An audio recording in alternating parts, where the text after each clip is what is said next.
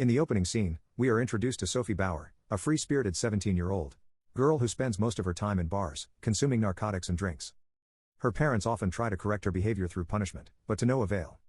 One day, her stepfather, Carl, who is a notable figure in politics, hosts a party where many people are invited. Sophie appears to dislike Carl a lot, so she plans to embarrass him in front of his colleagues. With a smirk on her face, she enters the room with a cigarette and starts talking bad about him. Furious, Carl takes her to the corner and reprimands her for her actions. Apart from all this, Sophie has a boyfriend named Ben, who works as a cashier at a department store. One day, she meets him in a bar and starts making out. He suddenly stops when he notices some bruise in her arms, and asks about it. Sophie finally opens up that her stepfather often punishes her physically. With tears in her eyes, she then proposes that they get married, so that she can escape her parents. However, Ben explains that it would be illegal due to their age. Just then, a group of strangers arrive there, forcibly restrain Ben and sedate Sophie before taking her away. These individuals are revealed to be associated with a rehabilitation boot camp. Currently, they are taking Sophie to that camp under her parents' consent.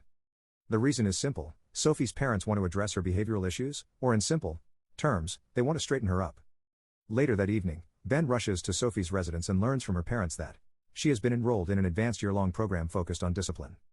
Ben wonders how any parents could do such a thing to their own children, but Sophie's mother justifies it as an important measure to prevent her from jeopardizing her future. Elsewhere, Sophie regains her consciousness and finds herself on a boat alongside two other guys, who have been sent by their parents for causing trouble just like her. The trio are taken to the boot camp facility owned by Dr. Norman Hale, located on a remote island somewhere in Fiji. Upon getting off the boat, they are taken to the other side of the island where they are received by the security in charge named Logan. The teenagers are forced to wear cuffs with sensors around their ankles so that the security will be alerted if they make any attempt to escape. Even if they manage to escape the camp security system, they won't be able to go any further because the island is surrounded by a treacherous ocean. In the next scene, Logan provides the group with an overview of the camp's regulations, emphasizing that the sooner they understand, the sooner they'll get to return home. With this, he chains the teenagers to the concrete slabs on the seashore and leaves them to spend a night there. At midnight, the teenagers struggle badly as powerful sea waves crash against the concrete to which they are bound. At times, they are even submerged inside water, making it difficult for them to breathe. Fortunately, all of them manage to hold on. In the morning, the chains are released, and they are greeted by Dr. Hale. He extends a welcome to the newcomers into his Advanced Serenity Achievement Program, expressing that it'll teach them the necessary manners and discipline for their lives. He introduces the group to Ellen, who has been in the camp for 2 years and will be returning home in a month. Ellen imparts additional camp rules to the newcomers. According to her, everyone should wear the black t-shirts at first that represents their state of mind. As they go on improving, they'll be promoted to yellow and finally to the white one. Ellen also shares her personal story of self-improvement, having overcome personal struggles stemming from her weight and bullying. As the weeks pass, Sophia gradually adapts into the camp routine, and also befriends a fellow camp member named Trina. One day, Dr. Hale calls everyone inside a small hut and confronts Trina. Since she has been in the camp for 6 weeks, it's time for her to confess her sins. Uncomfortable and ashamed, she hesitates to do so. This leads other members to yell and push her, subjecting her to bullying of the worst kind. Finally, Trina reveals that her parents, who are religious adherents, forbid her from being with boys. Regardless, she once accepted a dare from friends to seduce numerous boys, and slept with 7 in a single night. She expresses remorse for her actions and seeks forgiveness. After hearing this, the other camp members try to comfort her, saying she will be fine. On the other hand, Ben is very worried for Sophia, so he starts searching for the boot camp's whereabouts. When he doesn't find any leads, he resorts to the use of narcotics, hoping that it can lead him to the boot camp. The plan works, and when his parents find him engaged in the illegal substance, they decide to send him to the boot camp. Back in the camp, Trina steals a portion of chicken to eat in secret. Unfortunately, Logan catches her in the act, and warns her about the potential consequences of her actions. Trina requests him to overlook the incident and he agrees on a condition that she gives him something in return. Following this, he walks closer to her and forces himself on her. Poor Trina doesn't speak a word because she wants to get out of his camp as soon as possible. That night, a storm destroys the camp's tents, forcing the teenagers to run out. The following morning, Trina is selected as the in charge of black t-shirts and the girls are instructed to reconstruct their tents.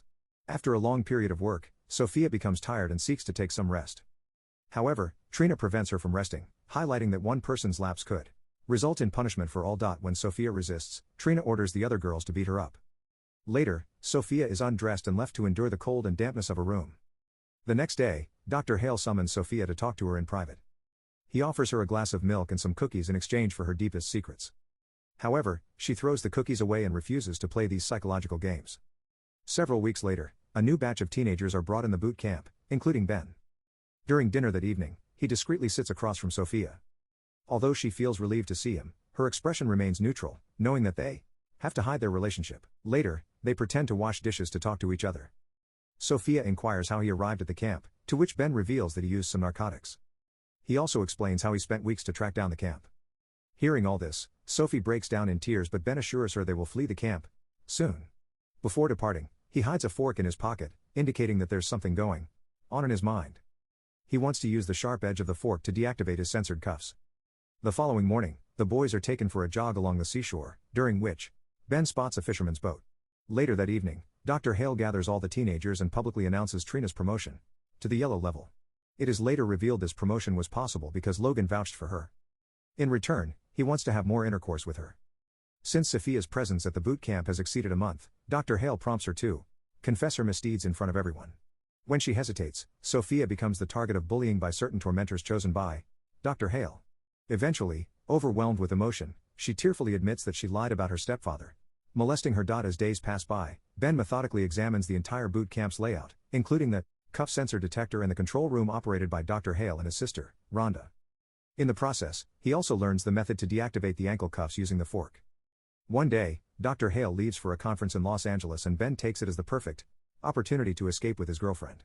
At the stroke of midnight, when everyone is asleep, he arrives at Sophia's tent to execute their escape plan. Together, they exit their tents and stealthily infiltrate Dr. Hale's office to retrieve their passports as well as their personal belongings. To their luck, Rhonda is sound asleep due to heavy alcohol consumption, allowing them to escape without any problem. Ben successfully deactivates Sophia's cuff, and they board the local farmer's boat to flee the island. Meanwhile, in Los Angeles, Dr. Hale convenes a meeting with the parents of troubled teenagers currently enrolled in the boot camp. During this session, Ben's father recounts the unexpected behavior changes his son underwent after his girlfriend left him. Hearing this, Dr. Hale senses something amiss, so he quickly calls Logan to check on the couple. But by this time, Ben and Sophia are already in the middle of the ocean. Amid their oceanic escape, the couple is faced with the big waves that flip their boat, forcing them to swim. Despite the challenges, they somehow manage to reach the coastline, where they spot a hotel. The couple then books a hotel and arranges a flight for their journey home. That night, they decide to have some private time in their hotel room. However, their intimacy is interrupted by the sudden arrival of Logan and his men. Logan strikes Ben hard on his face and takes the two of them back to the camp. Once they return, the couple is confined within a deep pit as their punishment.